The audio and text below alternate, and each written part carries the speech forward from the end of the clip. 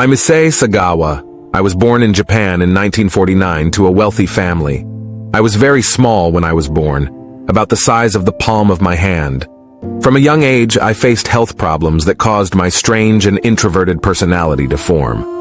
Over the years, deviant thoughts began to creep into my mind, and I remember very well that the first time the thought of eating beef appeared. It was when I was in elementary school, when I saw a classmate's thigh and realized how that could be. Strange and interesting. Over time, I became obsessed with the thought of eating the flesh of a beautiful woman, believing that it would give me a special and unique energy. I was not interested in women in my country. Rather, I found myself particularly attracted to European women. Perhaps that was the best option, like to achieve what I seek.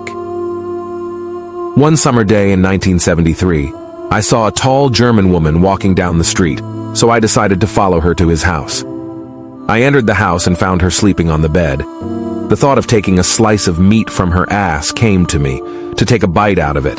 However, the woman paid attention and pushed me to the ground, then called the police, who detained me on charges of attempted rape. The incident was investigated, but later the charges against me were dropped after my wealthy father reached a financial settlement with the victim a few years later. As a tragic accident, I decided to see a psychiatrist to get help and support. The doctor informed me that my behavior constituted a threat to society and classified me as a man with a great degree of danger, especially after my thoughts and fantasies turned into a scheme. It can be dangerous. As a result, my wealthy father decided to send me to study abroad in order to improve my psychological condition.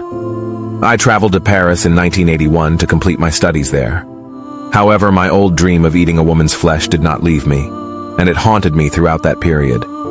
Said that sometimes I brought harlots into the house and tried to kill them, but for some reason my hands were shaking and I couldn't.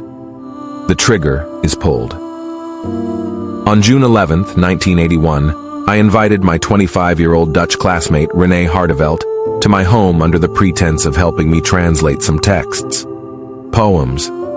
I chose her because of her beauty, height, and health, which I lacked in myself. René was studying for a doctorate in French literature and made me want to eat her tender white meat. I began to think of a way to make her fall for me, and with the help of my father's fortune, I hired her as my German tutor. The relationship between us developed gradually as we became friends, and I would invite René to visit art exhibitions with me, and we would have dinner together. That was in my plan. René was impressed by my intelligence and my broad culture, which includes a lot of science and knowledge. However, she refused to let our relationship go beyond friendship. On the day I decided to finally carry out my plan, I gave René a poem. Under the pretext that I wanted to see her throw, then I pulled out a .22 caliber rifle and hit her from behind in the back of her neck. Then she fell dead. I quickly took off her clothes, and the first thing I tasted from her was her nipple and the tip of her nose.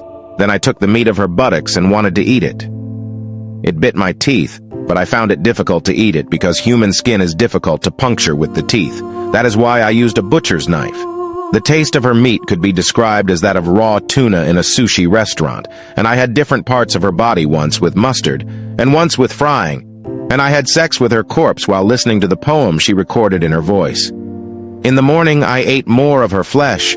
I was concentrating on the flesh of her arms, and her lips and parts of her flesh were cut off from her at a later time. I filmed the eating stages of René's body with a camera and photographed the mutilated corpse. I planned to dispose of the remains of the body by dumping it in a lake, so I collected the rest of its parts in a bag and took a taxi to Macau. And when I saw the presence of people and that they were looking at me with curiosity, I became frightened, so I threw the bag on the ground and ran away. The French police searched my apartment 2 days later and found remnants of René's flesh in the refrigerator. I did not deny myself the accusation, but rather told them that I killed her to eat her flesh, so they arrested me. I was detained for 2 years before my trial, and my rich father appointed me one of the most famous lawyers, who was able to persuade the court not to convict me of being insane and a convert. I was transferred to a mental institution, which is what really happened, as the judge decided to transfer me to a French institution, and later France extradited me to Japan, which also put me in mental institution. In Japan, all the doctors agreed that I was insane and that the motive for the murder was because of my sexual perversions. The Japanese authorities did not succeed in accusing me without the criminal papers because France had dropped the charges against me and did not send over my criminal papers, so I stayed in a Japanese psychiatric hospital for only 15 months, and then I was released in 1986. It was the decision that sparked, and still does, a lot of criticism, especially since I did not express any remorse for my crime. But I turned into a star, channels hosted me, and several books were published about the details of my crime. I still dream of eating human flesh today, but this time I want to try Japanese meat.